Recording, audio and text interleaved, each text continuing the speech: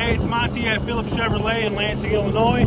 I just want to go over with you guys a couple different ways to open your power liftgate. There's a few different ways. Follow me.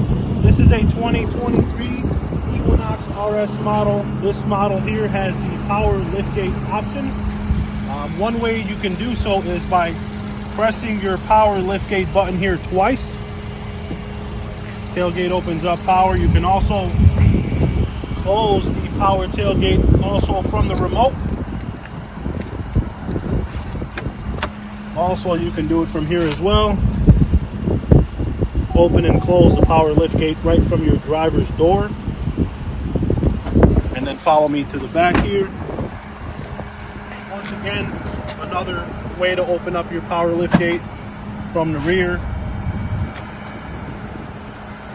I'm Monty at Phillips Chevrolet in Lansing, Illinois. Let me know if you guys have any questions. Thank you.